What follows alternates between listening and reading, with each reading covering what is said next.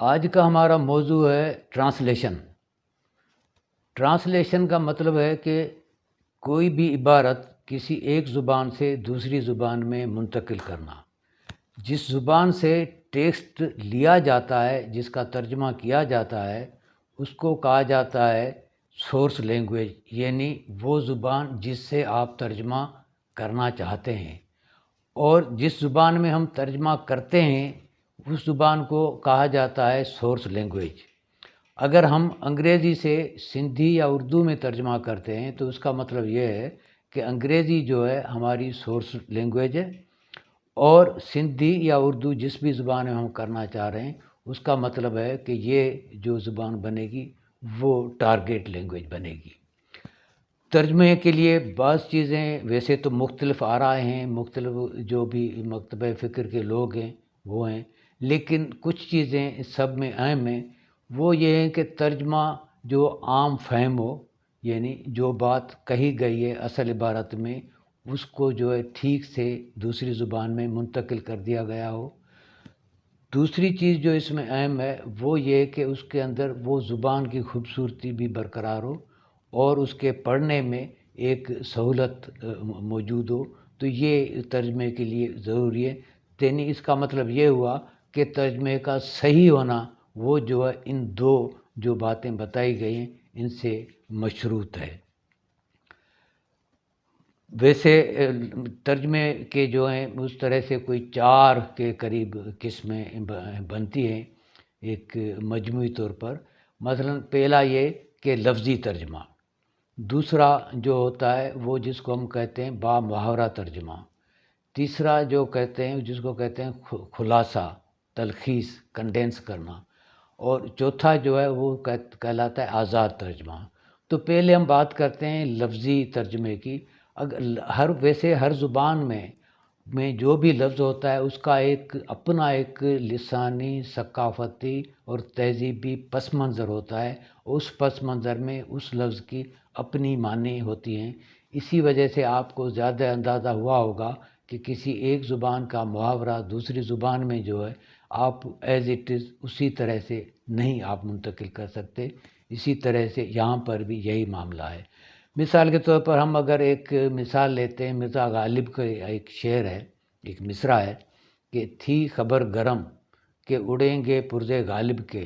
گئے ہم بھی تھے پر تماشا نہ ہوا۔ اب اس کا اگر لفظی ترجمہ ہم کریں تو کچھ یوں بنتا ہے کہ اٹ واز ہاٹ نیوز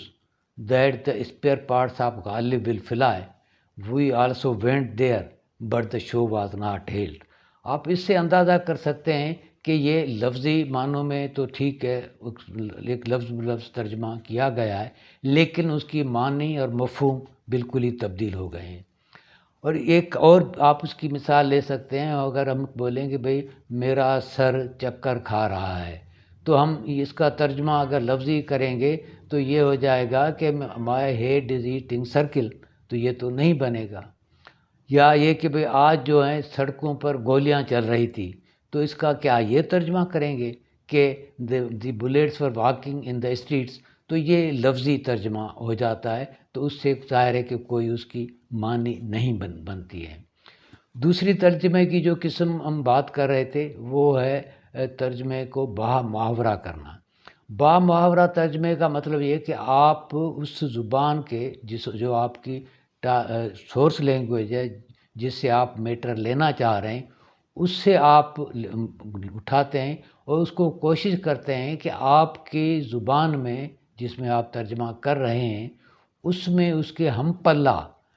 کون سے الفاظ ہو سکتے ہیں، اس کے ہم پلہ کون سے ایسے محاورے ہو سکتے ہیں، اور بہت سارے ایسے محاورے ہیں جو ہم پلہ ہوتے ہیں اور بڑی حد تک اس کی معنی بھی دیتے ہیں۔ تو اس کو آپ اگر کریں گے تو یہ با محاورہ ترجمہ کہلاتا ہے، اور عام طور پر جو اچھا ترجمہ مانا جاتا ہے، سمجھا جاتا ہے، وہ با محاورہ ترجمہ ہی ہوتا ہے۔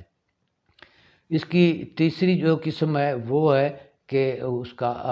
کا جو خلاصہ کا مطلب یہ کہ اس کے اندر جو بات کہی گئی ہے اس پوری کی پوری بات کو آپ اپنے ہی الفاظ میں مختصر کر کے لکھتے ہیں۔ اس کا نتیجہ یہ ہوگا کہ اگر کسی صاحب نے کوئی 500 صفحے کی کتاب لکھی ہے تو آپ نے اس کو جو ہے وہ 100 صفحے میں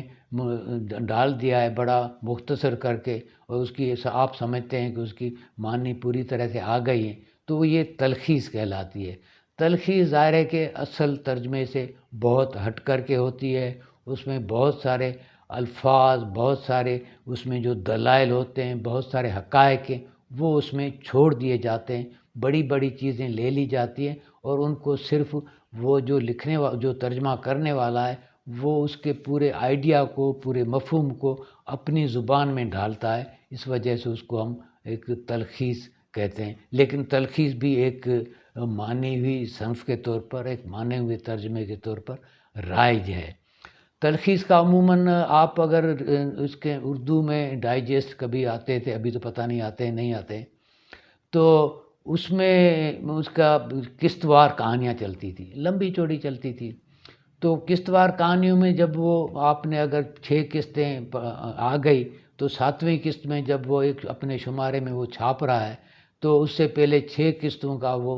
تلخیص جو ہے وہ تقریباً ایک پیج بھر میں دے دیتا تھا، اور وہ ایک پیج بھر جو ہے وہ اصل میں جو ہے وہ اس کے کوئی 40 50 100 پیج کے برابر ایک بنتا تھا، جس کو اس نے ایک پیج میں کر دیا تھا۔ اور اس کا جو آزاد ترجمہ ہوتا ہے، آزاد ترجمہ کا مطلب اور خلاصہ جو لگ بھگ بہت ہی ایک دوسرے سے قریب ہیں۔ فرق یہ ہے کہ اس میں اس نے اس کو کنڈینس کیا ہے، تلخیص کیا ہے، مختصر کیا ہے۔ آزاد ترجمے میں یہ ہے کہ آپ اس کو ترجمہ کر رہے ہیں، لیکن اس پورے اس کے کنٹینٹ کو جو ہے پورا اپنے ہی الفاظ میں ڈال رہے ہیں، بغیر یہ دیکھے ہوئے کہ اس میں زبان کی چاشنی، اس میں محاورے کی چاشنی ہے یا نہیں ہے۔ آپ اس کا ایک مفہوم پورے کا پورا وہ بیان کرنے جا رہے ہیں۔ ترجمے کے دوران سب سے پہلا جو مرحلہ آتا ہے وہ ہے کہ جو بھی لفظ موجود ہے، اس لفظ کی اس کا ہم پلہ، اس کے ہم معنی لفظ کی اس تک آپ کی جو ٹارگیٹ لینگویج ہے جس میں آپ ترجمہ کر رہے ہیں، اس میں اس لفظ تک کی رسائی۔ انگریزی سے آپ اگر ترجمہ کر رہے ہیں تو انگریزی میں اگر کوئی لفظ ہے تو اس کا آپ اگر ہم پلہ ڈھونڈیں گے تو کیا کیا الفاظ ہو سکتے ہیں۔ اگر آپ ڈکشنری میں دیکھو گے تو بہت سارے الفاظ آئیں گے، لیکن وہاں پر ایک مخصوص پس منظر میں اس کے لیے کیا لفظ ہو سکتا ہے۔ مثلاً ایک ہم جو لفظ استعمال کرتے ہیں کہ بھئی شاگرد، تو شاگرد جو ہے عام طور پر ہمارے پاس جو استعمال ہوتا ہے وہ اسکول یا کالج کا جو بچہ ہوتا ہے اس کے لیے۔ ادروائز جو ہے ہم اس کو کہتے ہیں اسٹوڈنٹ۔ اسٹوڈنٹ کا مطلب یہ ہے کہ وہ اپنے آپ کو کہتا ہے میں اسٹوڈنٹ ہوں، تو اپنی ایک الگ سے شناخت کراتا ہے۔ تو شاگرد میں جنرلی یہ معنی لی جاتی ہیں کہ بچہ ہے ابھی، تو یہ ایک اس کا پورا ایک کانسیپٹ اس کا بنتا ہے۔ جیسے ہم انگریزی میں کہتے ہیں پیپل، تو پیپل جو ہے وہ طالب علم کے لیے ہے، اسٹوڈنٹ بھی طالب علم کے لیے، لیکن ہے کہ پیپل جب ہم کہتے ہیں تو اس کا مطلب یہ کہ یہ چھوٹے درجے کا بچہ ہے۔ ترجمے کے لیے ایک فرینچ رائٹر ہیں اور مترجم بھی بڑے رہے ہیں اور شاعر بھی ہیں، وہ ہیں ڈولیٹ اینٹن۔ وہ کہتے ہیں کہ ترجمے کے لیے 5 چیزوں کا خاص خیال رکھا جائے۔ پہلی بات یہ کہ جس کا بھی آپ ترجمہ کرتے ہیں پہلے تو اس کو پورا غور سے پڑھیں اور اس کو دیکھیں کہ یہ اس کا جو موضوع ہے اس کو اس نے کس طرح سے ہینڈل کیا ہے، اس کو رائٹر نے کس طرح سے بیان کیا ہے، اس نے اس کو کس طرح سے سمجھا ہے۔ تو پہلا تو اس کا مرحلہ یہ ہے کہ آپ اس کا پورے طریقے سے جائزہ لیں۔ پھر دوسرا مرحلہ جو اس کا آتا ہے وہ یہ آتا ہے کہ اس کے اندر کیا کیا ایسے محاورے، کیا کیا ایسے الفاظ جو اس میں دیے گئے ان کے معنی کیا ہیں، ان سے مطالب کیا نکلتے ہیں، تو وہ ان مطالب کا آپ کے پاس کیا ایک نعم البدل یا ہم پلہ کیا چیزیں ہیں۔ یہ بھی ہو سکتا ہے کہ جس موضوع پر وہ کتاب یا جو بھی رائٹنگ پیس ہے اس کا جو آپ ترجمہ کر رہے ہیں آپ کی زبان میں پہلے سے موجود ہو تو اس میں اس نے کس طرح سے اس زبان کو، ان محاوروں کو، ان اصطلاحوں کو استعمال کیا ہے، وہ اصطلاحیں جو پہلے کسی بھی صاحب نے لکھی ہیں وہ غلط بھی ہو سکتی ہیں، وہ صحیح بھی ہو سکتی ہیں، لیکن وہ آپ جب پڑھیں گے تو آپ کو اندازہ ہوگا کہ یہاں پر آپ جب ترجمہ کرنے جا رہے ہو تو آپ جو بھی اصطلاحیں، جو بھی محاورے، جو بھی الفاظ استعمال کرو گے وہ اس کی پورے طور پر معنی دیتے ہیں کیا یا نہیں دیتے ہیں۔ اب ان کا فرینچ جو مترجم ہیں ان کا یہ بھی کہنا ہے کہ لکھتے وقت ہمیں دو اور چیزوں کا بھی، ترجمہ کرتے وقت ہمیں دو اور چیزوں کا بھی خیال رکھنا چاہیے۔ ایک یہ کہ جو رائٹنگ اس کا اسٹائل ہے اس کو ہم کس حد تک نبھا سکتے ہیں، اس کو ہم کس حد تک برقرار رکھ سکتے ہیں۔ اس لیے کہ اگر رائٹنگ اسٹائل وہ اس میں ہم نے اس کو مار دیا ترجمے کے دوران تو اس پورے جو بھی ایک اسٹائل کا اپنا ایک ذائقہ ہوتا ہے اس سے ہم محروم ہو جاتے ہیں۔ دوسرا جو ہے وہ ہے کہ اس کے اندر جو ایک ہے درست آہنگ جس کو ہم کہتے ہیں کریکٹ ٹون، وہ ٹون کیا ہے، ایک جیسے برہمگی کا یا کسی ایک ناراض ہونے کا، خوش ہونے کا یا جذباتی ہونے کا، یہ جو بھی ایک اس طرح سے جو بھی ٹون ہے وہ کس طرح سے ہے، جارحانہ ٹون ہے، دلیل بازی کا ٹون ہے، ایک بہت ہی ایک جو گپ شپ کے ماحول کا ٹون ہے، تو وہ اس ٹون کو بھی کسی طرح سے اس کو برقرار رکھنا چاہیے۔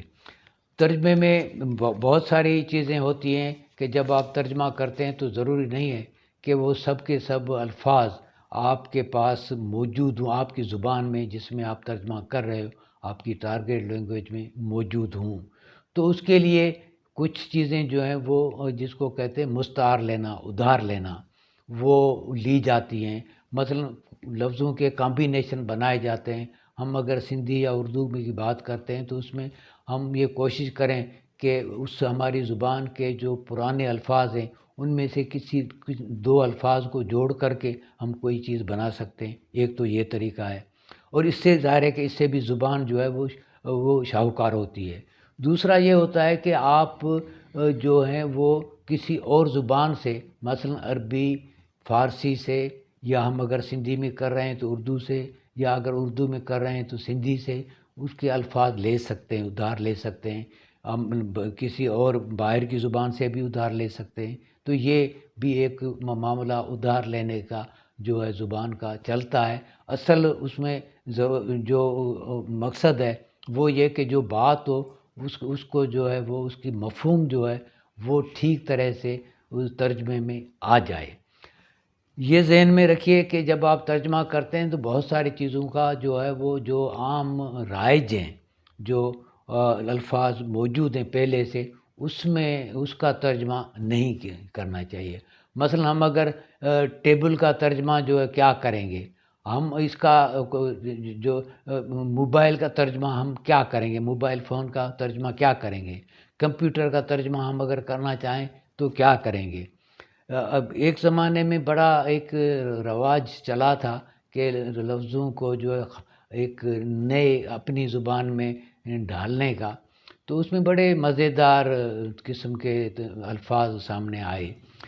اور ایک تو یہ تھا کہ مثلا سندھی میں یہ کہا گیا لاؤڈ اسپیکر، تو اس کے لیے یہ کہا گیا اس کو لکھو گونجارو۔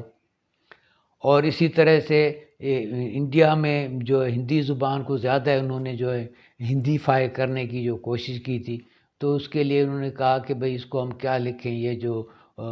ریلوے اسٹیشن ہے تو ریلوے اسٹیشن کے لیے انہوں نے کہا کہ یہ بھگ بھگ کا اڈا، کہ ہر وقت جو بھاگم دوڑ لگی رہتی ہے آپ اس طرح سے کر رہے ہیں۔ اور یہ پتہ نہیں کہ سچ ہے یا نہیں، بہرحال بات مزیدار ہے تو ضرور ہمیں ہمارے اس پورے موضوع کو سمجھنے میں مدد دے گی۔ مثلا ایک انہوں نے بنایا کہ بھئی ہم ترجمہ اس کا کر رہے ہیں کہ آل انڈیا کرکٹ ٹورنامنٹ، تو انہوں نے اس کا بنایا ترجمہ یہ کیا کہ اکھنڈ بھارت گیند بلا جٹم جٹا۔ اب ظاہر ہے کہ یہ تو ایک ایسا لفظ ہے جو کہ کسی کو بھی آج کے زمانے میں جو ہے سمجھ میں نہیں آئے گا، تو لہذا جو بھی مروج الفاظ ہیں وہ چاہے کسی بھی زبان میں ہو، آپ کے پاس روزمرہ جو ہے استعمال میں لا رہے ہوں تو آپ وہی استعمال کریں۔ اس کے لیے بجائے اس کے کہ آپ کا جو ترجمہ پڑھنے والا ہے اس کے اوپر آپ مزید اس کے ذہن پر بوجھ ڈالیں کہ بھئی نہیں، پہلے تو تم یہ جو میں نے کاریگری کی ہے، میں نے جو ایک ڈاہپ کی ہے، اس کو تم جو سمجھو، اور اس کے بعد جو ہے بات بعد میں سمجھو، جو پہلے میری بات اور میرا لفظ سمجھو، تو وہ کچھ اس طرح کا معاملہ ہو جائے گا۔ تو لہٰذا ترجمے میں یہ چیز خاصی اہم ہے کہ ترجمہ درست ہونا چاہیے۔ ترجمہ جو ہے وہ باقاعدہ اس میں با محاورہ ہونا چاہیے، اس میں لکھنے والے کا اصل اسٹائل ہونا چاہیے، اس کے اندر جو اس کا ایک اپنا ایک جو ذائقہ ہوتا ہے زبان کا، وہ اس میں برقرار رہنا چاہیے، اور اس سے بڑھ کر یہ بات کہ جو بات اس اصل ٹیکسٹ میں موجود ہے، اصل متن میں موجود ہے، وہ دوسری زبان میں منتقل ہونی چاہیے۔ یہ کچھ چیزیں ہیں جو ترجمے کے لیے کہی جاتی ہیں۔